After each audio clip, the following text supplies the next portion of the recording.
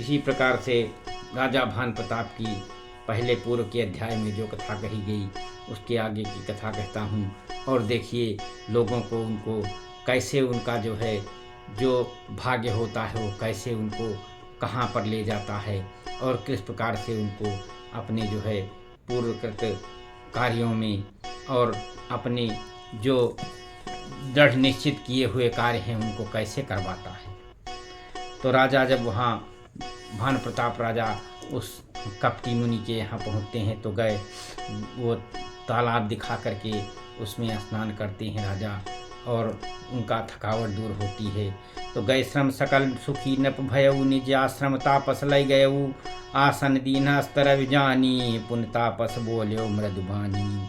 सारी थकावट दूर हो जाने के कारण राजा सुखी हो गए। तब तपस्वी ने उसे अपना आश्रम दिखाया और वहाँ सूर्यास्त का समय जानकर उसने राजा को बैठने के लिए आसन दिया। फिर वह तपस्वी कोमल वाणी में बोला, कहा कि को तुम कसबन फिरहु अकेले सुंदर जुबाजी ऊपर हेले चक्रवर्ती के लक्षण तोरे देखत दया लागत मोरे।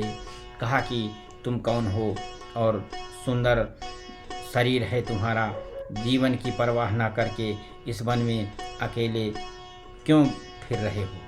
तुम्हारे चक्रवर्ती राजा के लक्षण देख करके मुझे बड़ी दया आ रही है। नाम भ्रता भानु अवनीसा तास सचिव मैं सुनहु मुनीसा फिरत हेरे पर्यो भुलाई बड़े भाग देख्यों पद आई। राजा ने कहा कि हे मुनीश्वर सुनिए, भान प्रताप नाम का एक राजा है, मैं उसका मंत्री हूँ। शिकार के लिए फिरते हुए राह भूल गया हूँ। बड़े भाग्य से यहाँ आकर के मैंने आपके चरणों के दर्शन पाए हैं। हम कह दुर्लभ दरस तुम्हारा जानत हूँ कछु भल हो निहारा कह मुनितात भयउ अंधियारा जो जन 70 नगर तुम्हारा। कहा कि हमें आपका दर्शन बहुत दुर्लभ है, इससे जान पड़ता है कि कुछ भला होने वाला है। और मुनि ने कहा कि हे तात, अब अंधेरा हो गया है और तुम्हारा यहाँ से नगर जो है 70 योजन दूर है और इसलिए बहुत घनघोर रात है। इस अंधेरी रात में तुम नहीं जाओ। निशा घोर गंभीर वन पंथ न सुनहु सुजान बसहु आज अस जान तुम जायहु होत बिहान। कहा कि हे महाराज सुनो, घोर अंधेरा हो गया है और यह अंधेरी रात है, घना जंगल है, रास्ता भी नहीं है। ऐसा समझकर तुम आज यहाँ ठहर जाओ और सवेरा होते ही चले जाना। तो तुलसी जस भवितव्यता तैसे मिलय सहाय आपन आवे ताहि पय ताहि तहाँ लह जाए।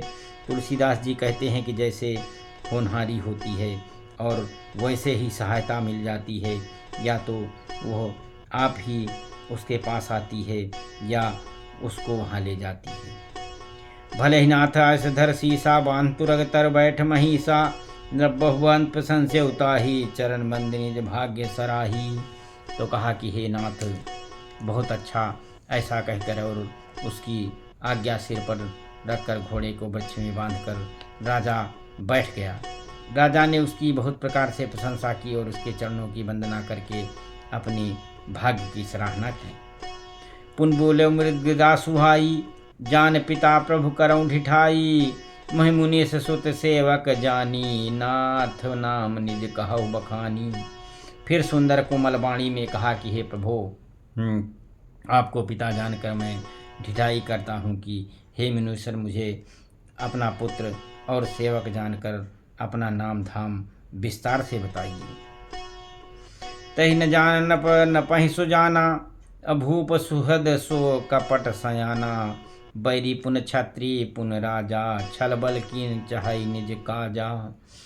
तो राजा ने उसको नहीं पहचाना, पर उसने राजा को पहचान लिया और राजा तो शुद्ध हृदय था और वह कपट करने में चतुर था। एक तो बैरी, फिर जात का छत्री, फिर राजा। वो छल बल से अपना काम बनाना चाहता था। तो समुझ राज सुख दुखित राती अवा अनलियो सुल गई छाती सरल बचन नप के सुनी काना बैर सम्हारी हृदय हर साना वो शत्रु अपने राज्य सुख को समझ करके स्मरण करके दुखी था। उसकी छाती कुम्हार के आंवे की तरह से जल रही थी, भीतर ही भीतर वो सुलग रही थी और राजा के सरल वचन कान में सुनकर अपने बैर को याद करके उसका हृदय हर्षित हो रहा था। कपट बोर बानी मृदुल बोल्यो जुगति समेत, नाम हमारे भिखार अब निर्धन रहित निकेत। वह कपट में युक्त वाणी से, कोमल वाणी में बोला कि अब हमारा नाम भिखारी है, क्योंकि हम निर्धन और घर द्वार विहीन हैं। कहन अपजे विज्ञान निधाना, तुम सारखे गलत अभिमाना।